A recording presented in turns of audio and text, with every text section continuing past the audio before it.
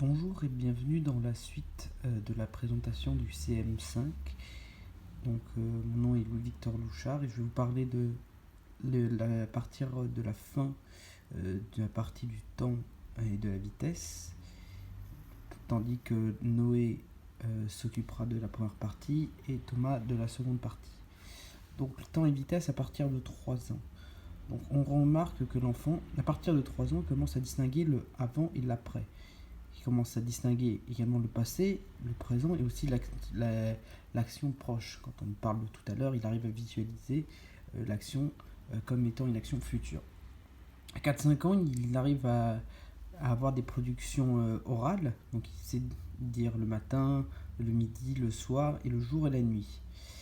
Il arrive également à situer des événements dans la journée, donc par exemple euh, quand est-ce qu'il faut manger, le goûter, des choses comme ça. Et il a aussi des repères dans la semaine concernant une activité comme aller à l'école ou aller au jardin d'enfants ou aller se promener. À 5-6 ans, il arrive à faire déjà la distinction des saisons. Il différencie les heures et les minutes et il apprend, notamment à l'école primaire, les jours de la semaine. Il est également capable de donner son âge, mais il ne comprend pas totalement le concept d'âge, donc il ne sait pas si quelqu'un est né avant lui ou avant ou après lui. À 7-8 ans, il est capable de donner les mois de l'année, il se repère sur un calendrier, il a le repère des dates, donc les repères des anniversaires, des fêtes notamment, et il a également l'apprentissage de l'heure, donc un complément de savoir différencier les minutes et les heures.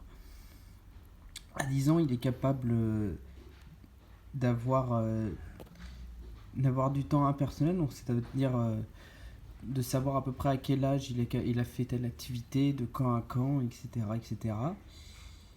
Il est capable à 12 ans et 11 ans de coordonner le temps et les distances, donc il comprend la notion de vitesse avec notamment la vitesse avec les voitures. Et donc à 12 ans, l'enfant a intégré des opérations d'identité, de réversibilité, donc par négation ou inversion, ou par réciproque et contemplation. Donc on a mis avec la phrase je ne peux pas avoir la même chose, mais il faut modifier un élément. Et donc à 12 ans, l'enfant possède une pensée formelle, donc il a une prise de distance par rapport à l'objet. Il a aussi une logique inductive et, une logique déductive, donc à partir d'une donnée, il peut déduire quelque chose. Il y a une prise en compte simultanée des ensembles des facteurs et des capacités à les faire varier en tenant compte des ensembles.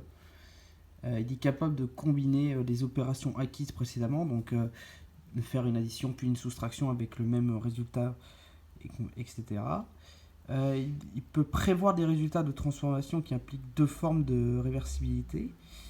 Il est capable d'avoir un raisonnement hypothético-déductif. Il a une logique, une analyse combinatoire, une double réversibilité, une analyse combinatoire, je l'ai mis 2 fois, pardon, et également il peut envisager toutes les solutions d'un problème. Donc voici maintenant partir le QCM. Donc je vous pourrais mettre en pause pour trouver les bonnes questions. Donc la fonction symbolique, c'est sémiotique et le fait de se servir des représentations mentales pour évoquer des objets. Qu'est-ce que c'est vrai? Est-ce que c'est faux? Je vous laisserai mettre en pause.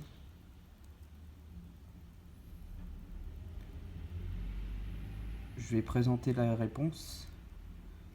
Donc c'est vrai.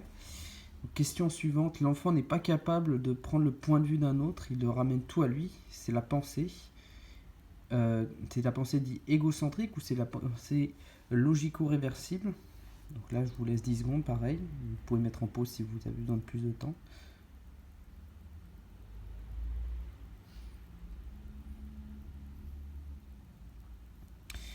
Donc c'était la pensée égocentrique. Et donc, pour la question 3, vous avez sûrement vu les résultats du test de Piaget sur l'égocentrique. Donc, qu'est-ce qu'a démontré Piaget? Est-ce que l'enfant voit très bien le point de vue de Piaget, ou est-ce que l'enfant reste sur son point de vue?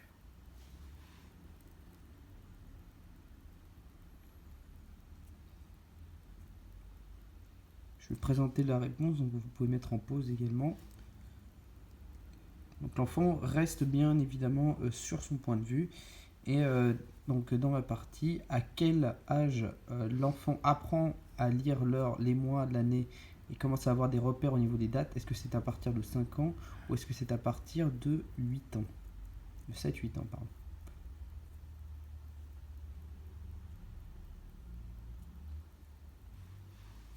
Je vais passer à la réponse. Donc c'est à partir de 7-8 ans, sachant que, à ne pas confondre, qu'à partir de 5-6 ans, il est capable de différencier les heures des minutes, mais il n'est pas encore capable de lire l'heure sur une horloge ou sur une montre. Donc merci, c'était la fin du QCM et c'était également la fin de la présentation. Merci de votre attention et à bientôt.